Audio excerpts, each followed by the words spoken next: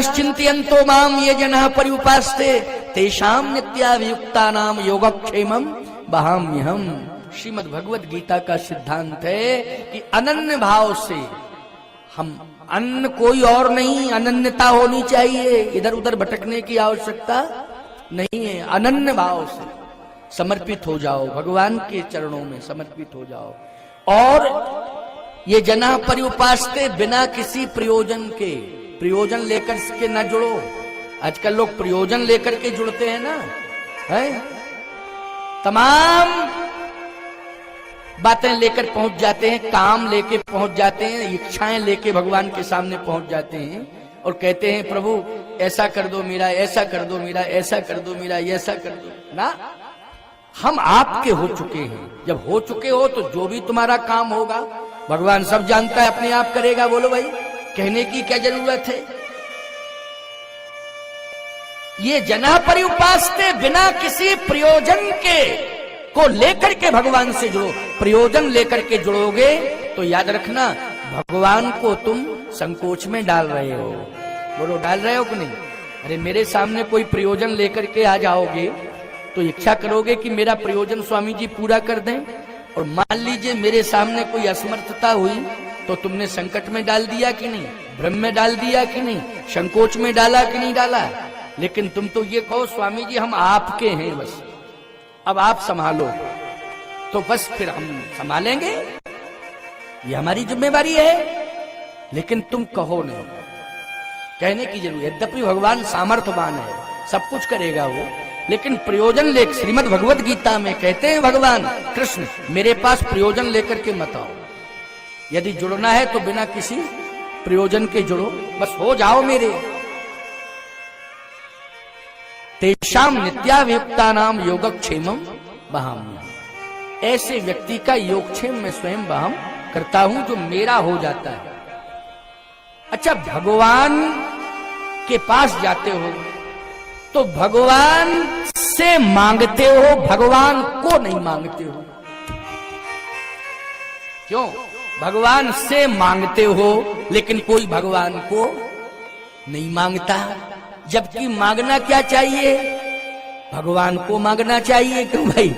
भगवान से नहीं मांगना चाहिए, भगवान को मांगना चाहिए। जब हम भगवान को ही मांग लेंगे तो मनु शत्रुपा की तरह बोलो भगवान हमारा हो जाएगा कि नहीं हो जाएगा? हो जाएगा। इसलिए हम भगवान से ना मांगे, भगवान को मांगे, ये भाव होना चाहिए। तो आज हाथ कह रहा है कुछ नहीं करना है आपको, फिर आप जितना भी दायित्व लिए हैं वो आपके संपूर्ण दायित्वों का निर्वहन करने के लिए सामने खड़े हुए हैं। देखो, जो बड़ा होता है ना, क्यों भाई, वो समझ लेता है कि मेरे दायित्वों का निर्वहन कौन करेगा, ऐसा कौन है मेरे परिवार में जो मेरे दायित्व का निर्वाह करेगा। अगर वो सामने दिखाई दे जाता है और सामर्थ्य है उसमें, तो बोलो पूरा का बड़ा व्यक्ति पूरा का पूरा भार उस पर सौंप देता है कि नहीं सौंप देता है? सौंप देता है उसी पर। अभी तक तो परशुराम जी करते रहे। सहस्त्राबाहु अर्जुन का आतंक हुआ तो परशुराम जी ने युद्ध लड़ा, बोलो भाई। और जिन जिन ने आतंक किया परशुराम जी ने आकर के युद्ध किया, बोलो किया कि नहीं? उस रावण सहस्त्राबाहु अर्जुन से बलवान नहीं है। सहस्त्राबाहु अर्जुन के समान बलवान नहीं है रावण, याद रखना। लेकिन रावण ही पूरी मुसीबत खड़ी कर चुका है समाज में। जहां जहां देश धैन तुझ पावे, नगर गांव पुर आग लगावे, करें अनीत जाए नहीं बरनी। तो रावण ने ही साहब तहस नहस कर दिया पूरी धरती को। परशुराम जी जब सबक सिखा सकते हैं सहस्त्राबाहु को, तो बोलो भाई रावण को नहीं सिखा सकते थे? सहस्त्राबाहु अर्जुन, सहस्त्र भुजा वाला, ये 20 भुजा वाला, बोलो कितनी भुजा वाला है? जल्दी बोलो। 20 ही भुजाएं तो हैं, 25-25 तो नहीं हो गई? 20 भुजाएं। और मैंने कल बताया था ना, ये 20 भुजाएं मानी ये गठबंधन नहीं की भुजाएं हैं। समझ रहे हो कि नहीं? इन्हीं भुजाओं के बल पर तो वो करता रहता है आतंक, है इन्हीं भुजाओं के बल पर गरजता रहता है इन्हीं। लेकिन उसको ये पता नहीं कि ये भुजाएं हमारी एक दिन सब कट जाएंगी, हमसे अलग हो जाएंगी।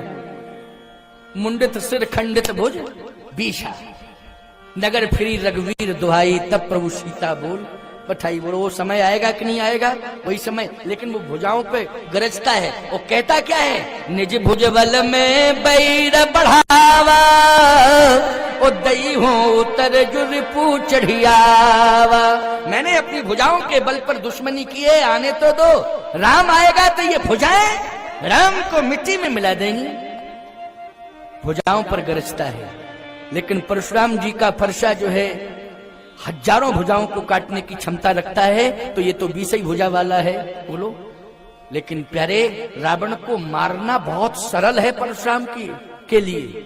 परशुराम जी के लिए रावण को मारना बहुत सरल है, बाली को मारना भी बहुत सरल है, खरदूषण को मारना भी बहुत सरल है। लेकिन तपस्या करने लगे, क्या करने लगे, तपस्या करने लगे, तपस्या में लीन हो गए। आज अस्त्र शस्त्र लेकर के आए हैं, राम से लड़ने नहीं आए हैं, राम को अपना प्रभार सौंपने आए हैं। क्या करने आए हैं, राम जी को अपना प्रभार सौंपने के लिए आए हैं। क्यों, मेरे परिवार में एक ऐसा व्यक्तित्व आ चुका है कि अब तू परशुराम भार मुक्त हो जा। क्या हो जा, भार मुक्त हो जा। और ये परिचय दिया किसने है, ये परिचय परशुराम जी के अंग ने दिया है। और परशुराम जी का अंग क्या है, हाथ है। और सबसे बड़ा साथी होता है हाथ।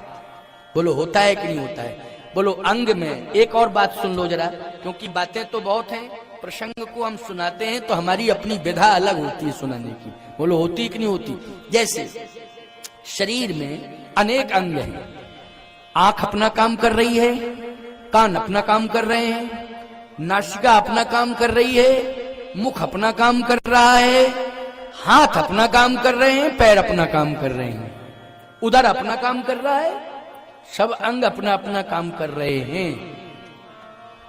कोई कहे ये अंग महत्वपूर्ण है, ये अंग महत्वपूर्ण, ये अंग महत्वपूर्ण नहीं, ऐसा नहीं है। अपनी अपनी जगह सब अंग महत्वपूर्ण है, लेकिन उनमें भी विशेष महत्वपूर्ण, अति महत्वपूर्ण कौन सा अंग है। मैं एक बात कह रहा हूं, परिवार में जितने सदस्य हैं सब भैया अपना अपना भाग लिए हैं और अपना अपना बुद्धि विवेक लिए हैं। बोलो लिए हैं कि नहीं। लेकिन अति महत्वपूर्ण परिवार का वो सदस्य है जो पूरे परिवार की रक्षा कर रहा है। समझ गए हो कि नहीं।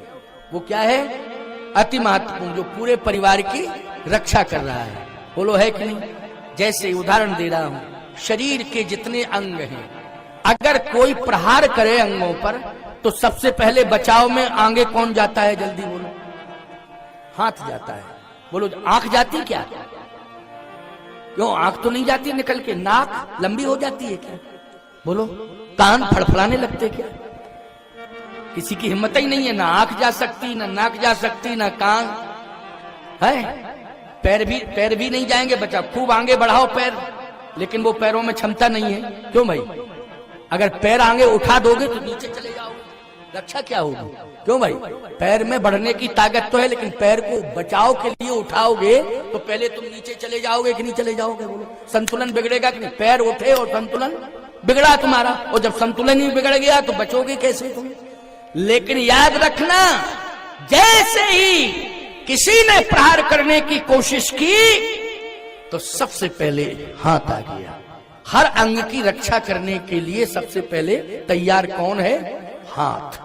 इसका मतलब है कि सभी अंग महत्वपूर्ण हैं, लेकिन हाथ विशेष महत्वपूर्ण है। बोलो है कि नहीं, हाथ विशेष महत्वपूर्ण है। शरीर के प्रत्येक अंगों की रक्षा करने के लिए सबसे पहले बढ़ता है तो वो हाथ बढ़ता है।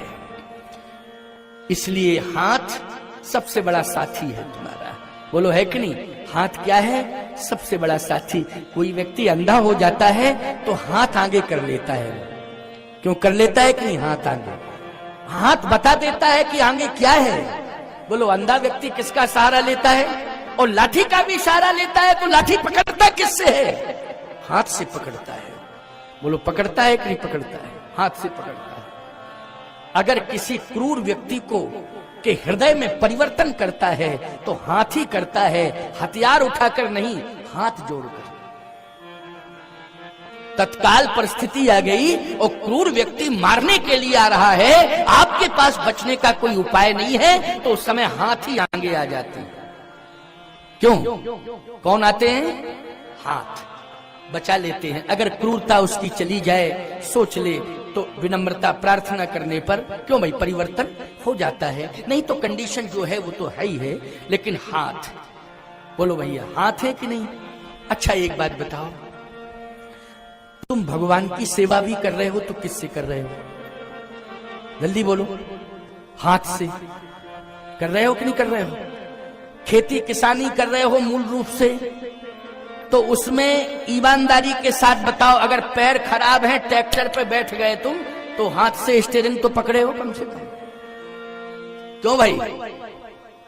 क्लिच आदि की व्यवस्था के लिए विकल्प में तुम कुछ भी सोच लोगे, समझ रहे हो कि नहीं? लेकिन मूल में संतुलन बनाने के लिए कौन है? स्टीयरिंग हाथ है। इसका मतलब हाथ। अच्छा बोलो भैया, आप अगर बीज की गुणवत्ता देखते हो तो पहले हाथ लगाते हो कि नहीं लगाते हो? बीज बो रहे हो खेत में, उसकी गुणवत्ता देखना है तो आंख से तो देखते हो, लेकिन आंख से संतुष्टि नहीं होती, तब कहते हो जरा हम हाथ से देख लें। और यूं लगाया आपने, हाँ ठीक है, ठीक है। क्यों भाई? ठीक है। वो हाथ ना हो, आंख ही से देखते रहो, दूर से तो समझ में आ रहा है लेकिन अंदर समझ में नहीं आ रहा क्या है। हाथ लगेगा तब समझ में आएगा। अच्छा एक बात और बताएं आपको, बहुत अच्छी बात है ये। किसी को तिलक लगाते हो तो किससे लगाते हो? हाथ से। किसी को प्रणाम करते हो तो किससे करते हो? हाथ से। माताओं भोजन बनाती हो तो किससे बनाती हो? जल्दी बोलो। पैरों से? अच्छा अच्छा अच्छा, हाथ से। चलो ठीक है, तसल्ली हो गई, हमको इशारा